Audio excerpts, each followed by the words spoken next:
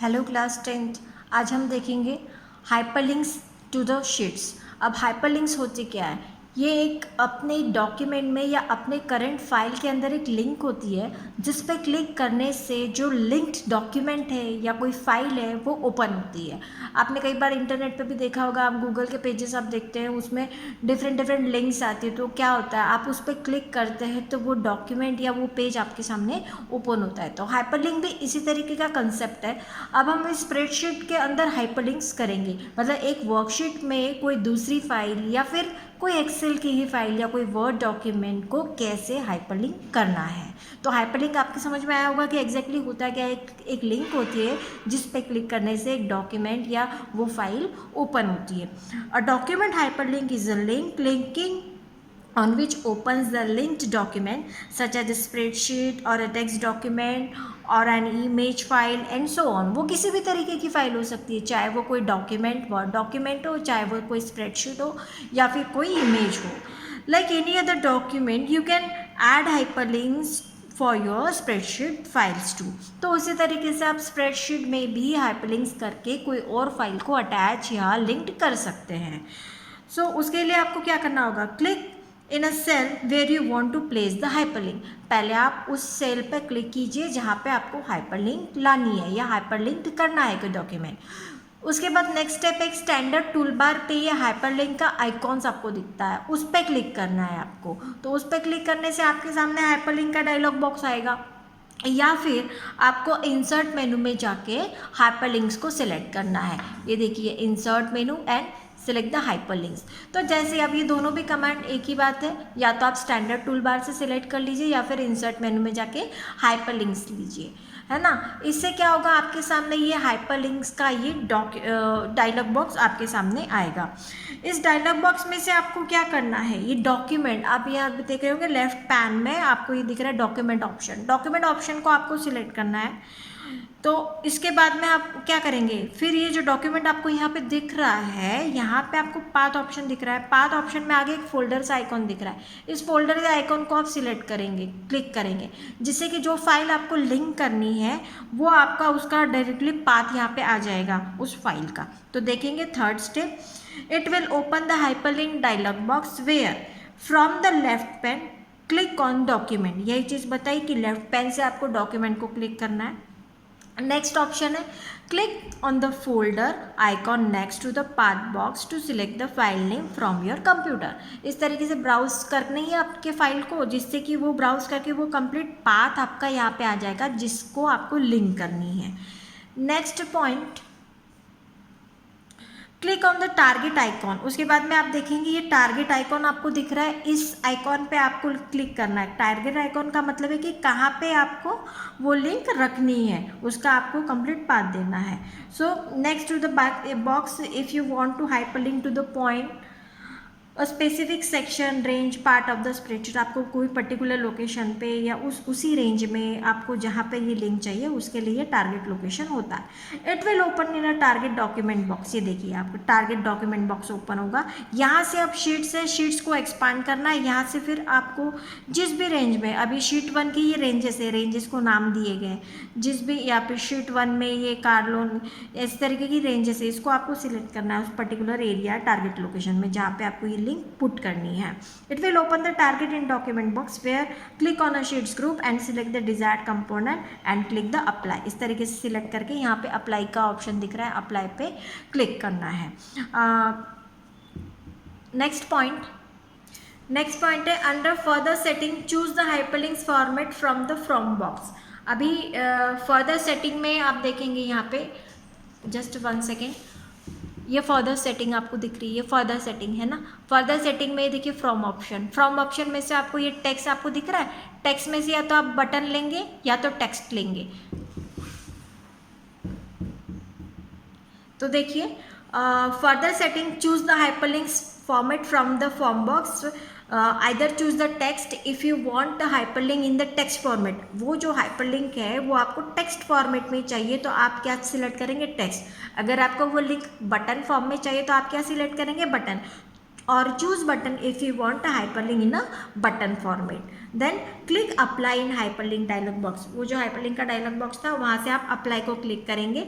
Depending on your chosen format, the hyperlink will get added to the current cell of your worksheet. Clicking on a hyperlink will open the linked document. ये देखिए, ये text format में आपका link hyperlink है, तो text format में hyperlink आया है, और ये बटन फॉर्मेट में आपका हाइपरलिंक है. तो इस पर क्लिक करने से ये जो लिंक्ड डॉक्यूमेंट है वो क्या हो जाएगा, ओपन हो जाएगा. उसके बाद हम देखेंगे relative and absolute hyperlinks. Relative, ये जो हाइपरलिंक्स है ये यहाँ पे दो तरीके की है, दो टाइप्स के होते हैं.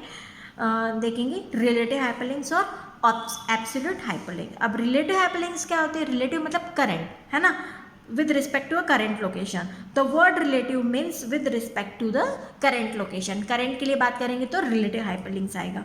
That is the relative hyperlinks tells how to get to this document from the current position. current position से किसी document को कैसे लेना है. Example, if you have a folder and files as shown below. ये आपको एक structure आपको दिखाया गया है. You can see the main folder contains the subfolder namely second, है ना. मेन फोल्डर है, इस मेन फोल्डर के अंदर कौन सा फोल्डर है? सेकेंड है. इस सेकेंड के अंदर फिर दो फाइल और है, SS2 एंड SS3, और मेन फोल्डर के अंदर एक और फाइल है SS1, है ना. तो देखिए, the main folder contains the sub folder namely second and the spreadsheet file SS1.ods. Main folder के अंदर आपकी दो चीज़ें, एक तो फोल्डर है सेकेंड नाम का और एक फाइल है SS1.ods नाम की. The sub folder second contains two spreadsheet files that is SS2 and SS3.ods, है ना. यहाँ पे दो स्प्रेडशीट की फाइल्स हैं. अब यहाँ पे आपको दिखाया गया कि single dot denote the current folder. Current folder की बात करें, ये अभी सेकेंड फोल्डर के अंदर अगर हम इस फाइल के लिए बात करें तो करेंट फोल्डर इसका कौन सा है? सेकेंड. तो सिंगल डॉट क्या डिनोट करता है? Current folder. और डबल डॉट अगर देखेंगे मेन के आगे दो डॉट है तो ये क्या डिनोट कर रहा है? Parent folder. इसको हम कहेंगे पेरेंट फोल्डर. तो यहीं पे चीज़ लिखा है with SS2.ads as the currently open file. ये मान लो ये करंट फाइल है आपकी, ये फाइल ओपन है करेंटली, है ना. करंट आपकी लोकेशन क्या है? करेंटली फाइल आपकी SS2.ods है. तो इसके लिए सिंगल डॉट का मतलब क्या है? ये आपका करंट फोल्डर होगा. Single dot denotes the current folder. ये करंट फोल्डर है इस फाइल के लिए, और पेरेंट फोल्डर कौन सा होगा? ये मेन फोल्डर होगा. The double dot denotes the parent folder. I think it is clear. And next देखेंगे हम. Now if you have a currently open the spreadsheet file SS2.ods means it current directory और folder is second. इसकी current directory क्या हुई फिर? Second, क्योंकि current folder इसका यही है. SS2 फाइल ये आपकी एक्टिव है, तो करंट फोल्डर में किस फोल्डर में है? ये सेकेंड नाम के फोल्डर में. और ये सेकेंड नाम का फोल्डर किसके अंदर है? मेन के अंदर है. तो ये हुआ करेंट और ये हुआ पेरेंट, ठीक है. And denoted by a single dot. और करंट फोल्डर को सिंगल डॉट से डिनोट करेंगे. Its parents directory folder is a main denoted by a double dot. तो इसकी जो मेन पेरेंट फोल्डर है वो है मेन, और मेन फोल्डर को किससे डिनोट कर रहे हैं? डबल डॉट से डिनोट कर रहे हैं. Then the relative hyperlinks for files SS1.ods and SS3.ods from within the SS2 will be like. अभी किन के लिए रिलेटिव हाइपरलिंक्स बात कर रहे हैं? SS1 के लिए और SS3 के लिए, है ना. और विद इन आप कहाँ पे हो? आपकी करेंटली एक्टिव फाइल कौन सी है? SS2.ods आपकी करेंटली एक्टिव फाइल है. तो SS3.ods it is in the same folder as SS2. हमने ये देखा था, ये देखिए SS2 और SS3 आपका सेम फोल्डर के अंदर है, जबकि SS1 आपका मेन फोल्डर के अंदर है ना. तो देखेंगे SS3.ods it is in the same folder as SS2.ods, है ना. दोनों SS3 और SS2 दोनों एक ही फोल्डर में है जिसका नाम है आपका सेकेंड, है ना.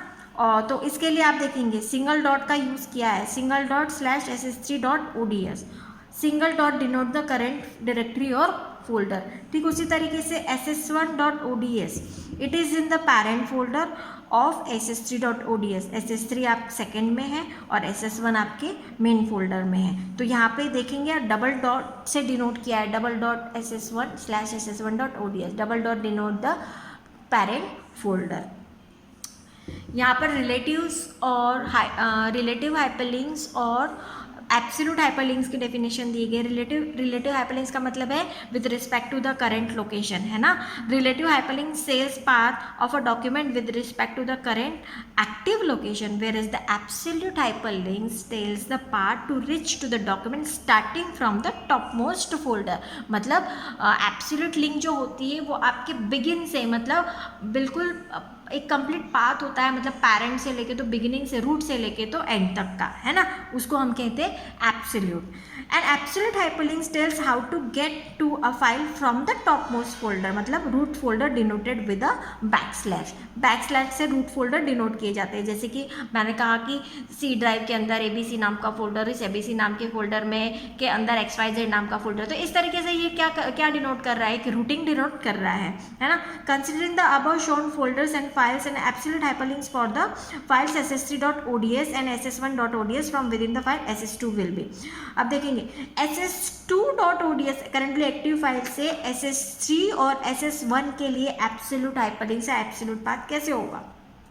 SS3 के लिए देखेंगे SS3 मेन फोल्डर से, मेन फोल्डर में सेकेंड फोल्डर के अंदर और सेकेंड फोल्डर के अंदर ss3.ods। ठीक उसी तरीके से ss1.ods की बात करते हैं तो हम तो मेन फोल्डर के अंदर ये क्या है ss1.ods है। तो इस तरीके से आपको ये समझ में आ गया होगा कि ब्रांचिंग कैसी थी। मेन फोल्डर के अंदर सेकेंड फोल्डर था, सेकेंड फोल्डर के अंदर ss2 और ss3 नाम की दो फाइलें थी।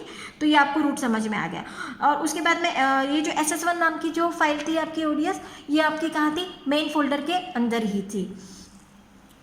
Now if ss2.ods moves to the main folder, then the relative hyperlinks of the files ss3.ods and ss1.ods will change। अगर ये बात करेगी कि अगर ये ss2 मेन फोल्डर में चला जाएगा, मतलब सेकेंड, अभी ss2 कहाँ था, सेकेंड में, अगर ये मेन फोल्डर में चला गया, फिर उसके लिए जो रिलेटिव हाइपरलिंक्स है किसके लिए, ss3 के लिए और ss1 के लिए चेंज हो जाएगा। ऑब्वियसली चेंज हो जाएगा क्योंकि ss2 अब कहाँ पर है, मेन फोल्डर के अंदर है। As they where from the current position of ss2 and the current position of the ss2 is different than the earlier, क्योंकि अब जो पोजीशन है ss2 की वो चेंज ही हो गई है। It's current folder and the parent folders are different now. अब इसका करेंट और पैरेंट फोल्डर चेंज हो गया है, दस it's relative hyperlinks will change. तो इसके रिलेटिव हाइपरलिंक भी अब क्या हो जाएगी, वो चेंज हो जाएगी। But absolute hyperlinks of the ss1 and ss3 will remain unchange as this file have not been moved, क्योंकि ये फाइल जहाँ की वही है। तो इनके लिए जो एब्सोल्यूट हाइपरलिंक है वो तो चेंज नहीं होगी। An absolute link will stop working only if the target is moved। Absolute link कभी वर्क नहीं करेगा जब उसका टारगेट लोकेशन मूव हो जाता है। और रिलेटिव लिंक की बात करेंगे तो ये कब वर्किंग स्टॉप कर देता है, जब उसकी स्टार्ट और टारगेट लोकेशन दोनों में चेंजिंग आती है ना, रिलेटिव टू ईच अदर। तो ये मेन डिफरेंस है एब्सोल्यूट और रिलेटिव हाइपरलिंक्स के लिए, है ना। एब्सोल्यूट लिंक क्या करती है, कभी वर्क करना बंद कर देती है जब उसकी टारगेट लोकेशन मूव हो जाती है, और रिलेटिव लिंक कभी वर्क करना बंद कर देती है जब उसकी स्टार्ट एंड टारगेट दोनों लोकेशन चेंज हो जाती है। Use of hyperlinks. हाइपरलिंक्स का क्या यूज़ है, अभी आपको भी पता है कि हाइपरलिंक से हम कोई भी फाइल को अपने डॉक्यूमेंट में, अपने फाइल के अंदर कनेक्ट करते हैं, लिंक कर लेते हैं, जिससे कि आपका कोई भी फाइल है उसका फाइल का साइज़ भी कम रहता है, फाइल का साइज़ बड़ा नहीं होता है, और it is very clear to you and a document does not become very large with a lot of information। ये तो क्लियर ही बात है, क्योंकि वो जो लिंक फाइल है उसके अंदर भी काफ़ी सारी इन्फॉर्मेशन स्टोर है, आपके करंट फाइल में भी काफ़ी सारी इन्फॉर्मेशन स्टोर है। तो क्यों ना एक इन्फॉर्मेशन को एक लिंक्ड फॉर्मेट में रखी जाए, जिससे कि लिंक करने पर ही वो इन्फॉर्मेशन सबको डिस्प्ले हो, है ना। Additional information is also available by clicking at the hyperlinks, मतलब आपको एडिशनल इन्फॉर्मेशन भी मिल रही है जिस सिंपली सिंगल क्लिक से आपको वो इन्फॉर्मेशन आपके सामने आ रही है। Hyperlinks make document reader friendly. ये आपको भी पता है, रीडर फ्रेंडली मतलब बहुत ही सोफिस्टिकेटेड तरीके से आपके सामने कोई भी फाइल आती है जिसमें कि कोई पर्टिकुलर चीज़ आपको देखनी हो तो खाली एक सिंगल क्लिक से आप उसको सिंपली ओपन करके देख सकते हैं।